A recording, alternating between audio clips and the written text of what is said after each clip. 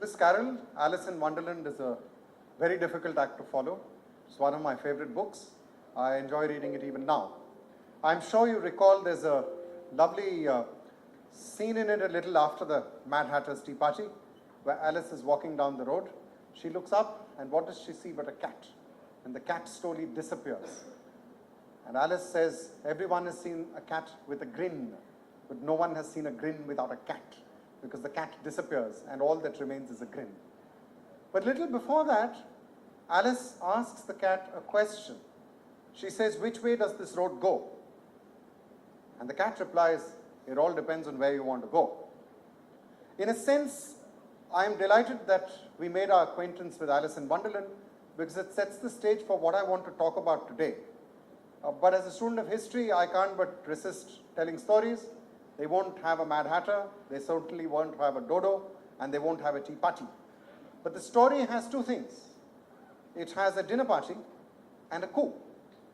The dinner party was held in a wonderful place, one of the grandest on earth, the Great Hall of the People in the forbidden city of Beijing.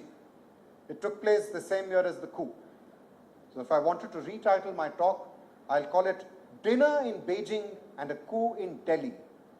1972 September, the President of the United States did something extraordinary. He boarded a plane and flew to a country whose government the United States did not even recognize, the People's Republic of China.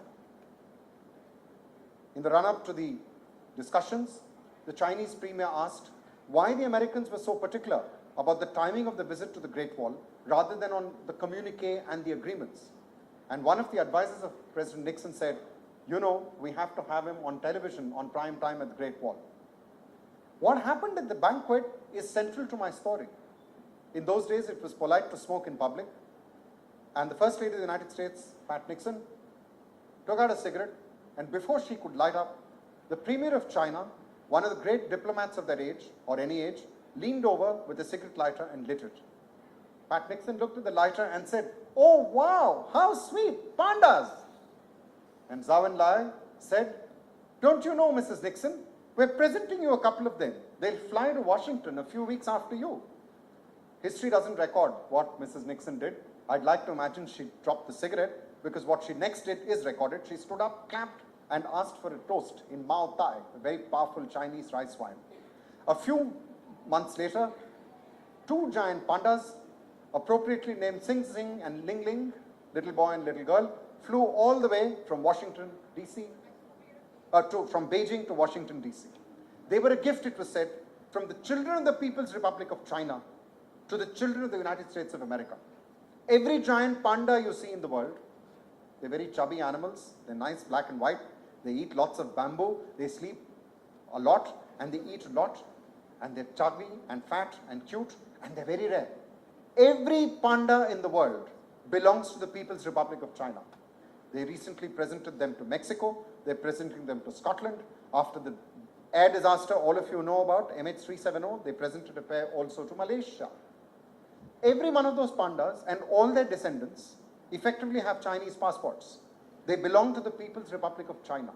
In a sense, the Chinese nation, led by Zhou Enlai, Mao Zedong, had captured the panda. They'd made the panda a symbol of a new China, which was looking out to friendship with the West and later with the rest. And the panda, in a sense, was an ambassador of the nation. When did the nation begin to invest so much in nature? Why did the panda become so important to the Chinese? I'd love to tell you, but a little more after I tell you about the coup in the city we are at the edge of, New Delhi. In 1972, little before September, of course, there was a coup in Delhi.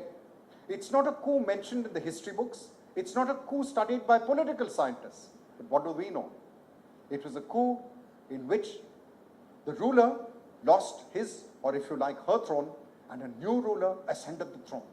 The lion was displaced as the national animal of India by its close cousin, the tiger. When asked at the press conference, held soon after this announcement was made, why the lion had been displaced and why the tiger had become national animal, the then chairman of Project Tiger, which was to be set up, Dr. Karan Singh, strenuously denied that it was because his nickname was Tiger. He said the reason is that the lion is found in only one state, Gujarat, while the tiger is found in 11 of 16 states. The tiger, he said, is a living symbol of the unity in diversity of the Republic of India. So the tiger had been Indianized just as the panda had been Sinicized. Around this time, Government of India books started referring to the tiger not as the Bengal tiger, but as the Indian tiger. It interests you to know that today, 2017, many years having rolled by, the tiger is the national animal of as many as 6 states in Asia, Bangladesh, India, and several others. The lion, soon after being dethroned in Delhi, came to power in Gujarat. It was declared the state animal of Gujarat. And you're all aware that since the 90s, because there's only one population of lions left in Asia, there's been a plan to move the lions from Gujarat to a forest in Madhya Pradesh. Gujarat government has refused to follow court orders. It has contested this decision in court and argued that the lions are the property of the people of Gujarat. When did the tiger become Indian? Are lions really Gujarati? Can the panda be Chinese?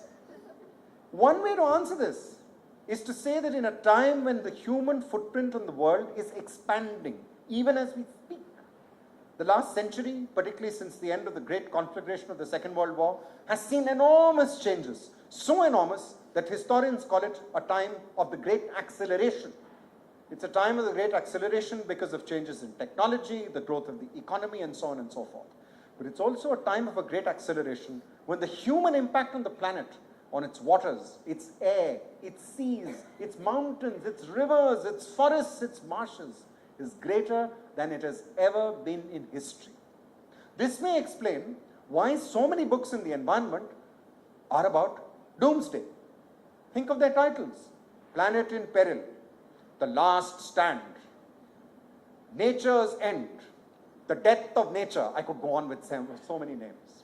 But I want to make a submission to you that despite the fact we are living through the great acceleration, the late 20th century and the early 20th century saw people try to rally round and save nature, not simply for its own sake, but because they felt that they were losing a part of themselves if they lost what they believed was nature. I referred, of course, to the very fascinating stories of the panda. Soon after the presentation of these wonderful pandas to the United States, an American scientist, George Schaller, went all the way to China. He started studying the panda in the wild. In India, a huge effort was launched to protect the tiger. There are some 50 tiger reserves, and both the panda and the tiger are still in danger. There are very few of them. But these animals became, if you like, umbrella species. Because people thought about the panda or about the tiger, a whole lot of other plants and animals and beasts and birds and reptiles and creepy crawly things and things that fly and swim and burrow got a reprieve. But more than that, I think there is a larger question which the environmental movement puts up before us, which each of these creatures symbolizes. We think of the 20th century and we think of the 21st century, to which all of you rightfully belong, much more than I will, or do, or can. We think of these centuries as a time of a search for equality. Equality between races, across genders, across the sexual divide, across caste and class and so on. But what happens if we think of equality beyond humanity? What happens if we think of equality with other species that share the earth with us? We think of India, for instance, as a country of 1 billion people. You know, there was a saying in the 80s, Mera Bharat Mahan, my India is great. But if you look at the words of the national anthem, it doesn't just celebrate the cultures of India, it celebrates its rivers, it celebrates its mountain ranges, Vindhya, Himachal, Yamuna, Ganga. I'm always asked by friends from the northeast, and I have several, why is it that among these rivers, among these mountains, there's nothing to the west of the Ganga? There's not even a mention of that magnificent river, the Brahmaputra. One answer to them is given by a very fine historian of Assam, Orup Jyoti Saikia. I'm sure you've guessed what I'm going to tell you, who says that by the 1930s, when the great one-horned rhinoceros was in danger of extinction, being patrolled then as now by armed guards who shoot poachers on sight, in Assamese writings, for the first time in history, there were people asserting that the rhino was Assamese. The people who were poaching and killing the rhino were either betraying the Assamese people, or they were outsiders who'd come from outside to deprive the Assamese people of their rightful heritage by killing the rhino. Why do people become so attached to an animal that they think that it represents themselves and that the threat comes from the other?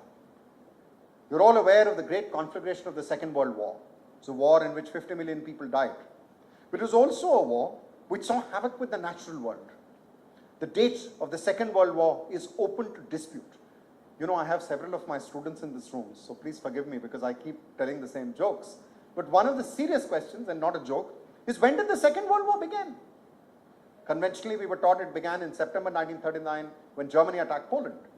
But if you were in Asia, particularly in China, you could be forgiven for thinking it began in 1937. If you were in Ethiopia, and we have students here at Ashoka from Uganda and Ethiopia and from other countries in East Africa, you could be forgiven for thinking it began in 1936. And if you were American or Russian, of course you'd stand up and say, sir, it began in 1941. But let's go back to 39. When the Wehrmacht and Hitler tried to annex Poland, they destroyed that country in a blitzkrieg. And soon after that, they took possession of one of the most remarkable places in the whole of Europe. As remarkable as the Sistine Chapel, as the paintings of Michelangelo, or the Basilica of Rome, and so on and so forth. They took possession of the forest of Białowieża. It's a strange, tongue-twisting Polish name, but they decided to Germanize the forest. The fattest of all the Nazis was Reichsmarschall Hermann Göring, one of the most dislikable already in that rather nefarious lot. And Hermann Göring fancied himself as a Teutonic knight. Accompanied by fellow Nazis, he ventured out into the forest and slew its bison, this great animal that lived in the depths of the forest of Białowieża. The bison were distinctively Polish. Poland was a country which had been divided between Germany and Russia for decades. It took rebirth in the 1920s. It was ruled by a rather unsightly character, anti-Semitic, semi-fascist, brutal, called Pilsudski. But even such awful men have some saving graces. And as you can expect, for me, his saving grace was his love of the bison.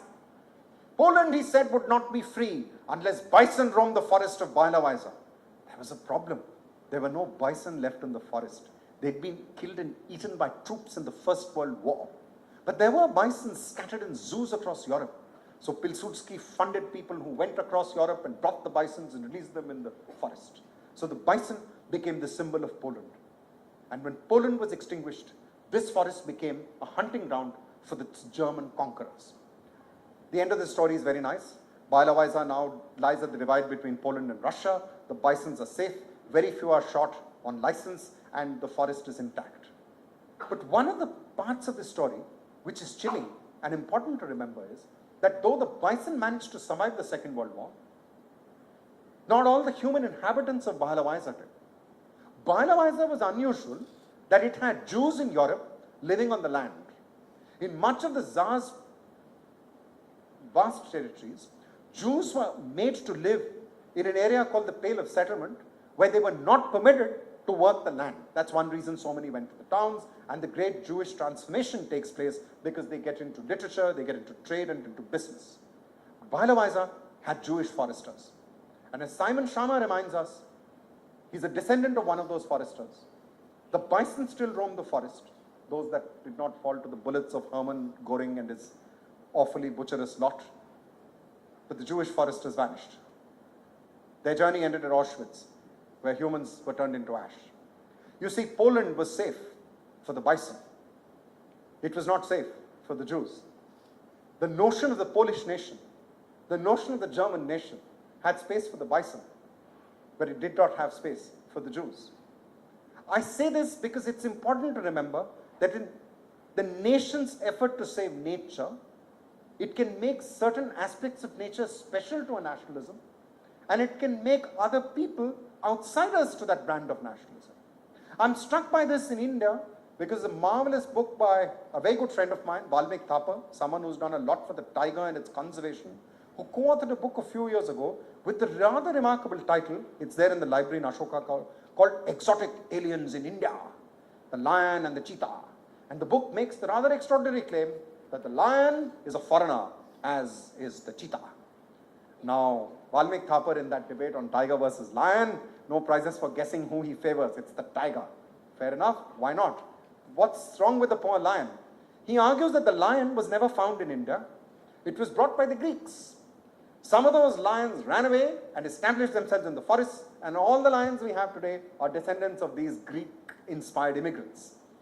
The cheetah, he said, was set free by the Turks and the Mughals, and the cheetahs that are found here are descendants of those. Now, this is a somewhat absurd theory because while nations think that they're self-contained, India and the Indian tiger, the animals don't recognize boundaries. The tigers in India walk across to Bangladesh, to Bhutan, and Nepal. And if they did, and the habitats were good, they could keep walking and go on into Southeast Asia. They could interbreed. They could talk tiger talk, as tigers do, through growls, moans, scent markings, and all sorts of things which I don't need to describe to you. But there's a more serious question here. Because the lion, the cheetah, the bulbul, the drongo, the hoopoe, I was just delayed coming here, and a couple of my young friends in the Young India Foundation pulled out their phone and showed me a picture of a hoopoe taken in the, the vicinity of Ashoka on the grounds. The hoopoe is a wonderful bird. The Arabs and the Muslims loved it because when the hoopoe flies, it flashes black and white because of its wings, and they believe that it says the words Bismillah. It was supposed to be a blessed bird. Now our friend the hoopoe, the lion, the gazelle are found in a vast arc of land from western central India and north India, right through the Arab world, the Persian-speaking world, and into Africa. Why call the lions alien? I don't think they're alien. They're part of a larger continuum of nature. That continuum is broken up by nation-state boundaries, but nature doesn't observe boundaries. But this raises a different question. And I will make my good friend the lion and my equally lovely friend the cheetah, now extinct in India, witnesses in this case. How long do they have to live in a country before they cease to be alien? How many generations do you have to live in a country before you're considered natural? Why does the notion of the nation have to draw boundaries depending on your origins rather than your character? This matters because we are living in a world where the question of saving nature is difficult to de-link from the question of the nation. The world is divided into nation states. These nation states are in a rat race. Each country wants to be more powerful than the other. Each country, even if it can't have a large military, wants to have the largest or the most productive economy. Having a large military, having a large economy, having all that power, all that energy, does lots of things to nature. It generates waste.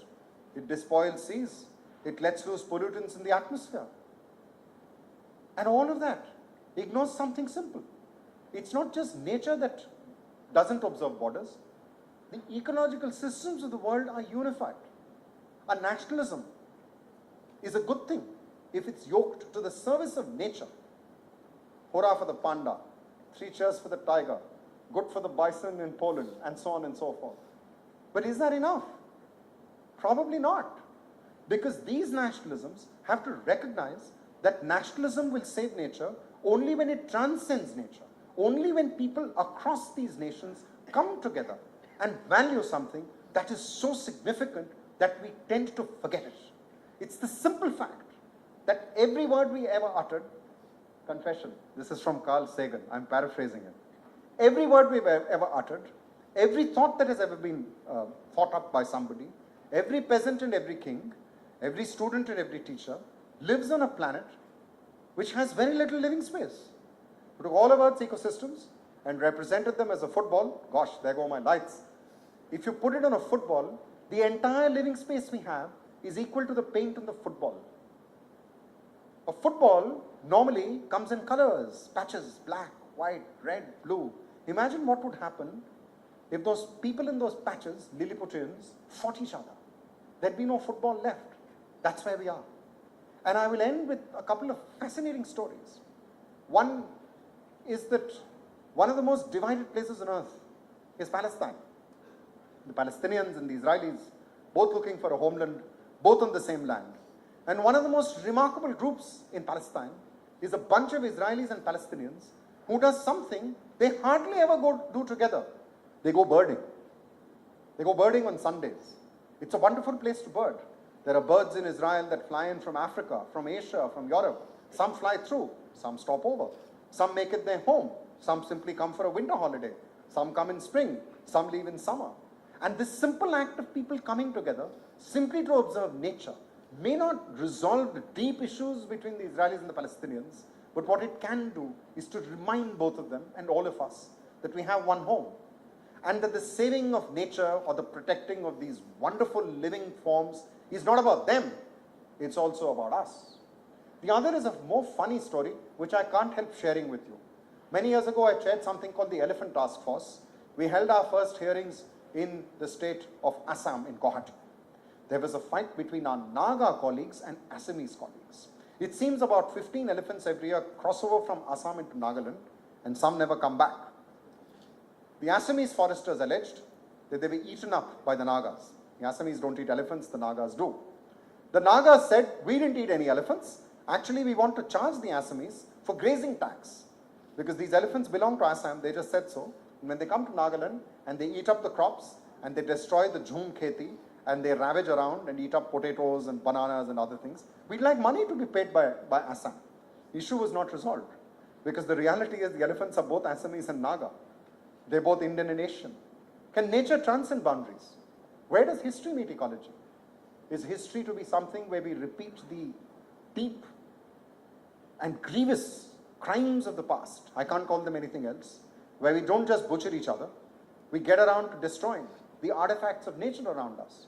Do we want to be like the soldiers of the armies in the First World War in the forest of Bailawaiza, when they shot and ate every bison in sight? No bison was good until it was dead, and no dead bison was good until it was steak. Even better, you could eat it as steak and make it a trophy on the wall. And that is a question which will haunt us. But I want to emphasize that this connection between ecology, the science of life, and history, the art of telling stories, hopefully with a purpose, is intimate and deep. It's one we ignore at our peril. And the story of nature and nation, therefore, is one in which each of us, whether we like it or not, is an actor, however small. Thank you.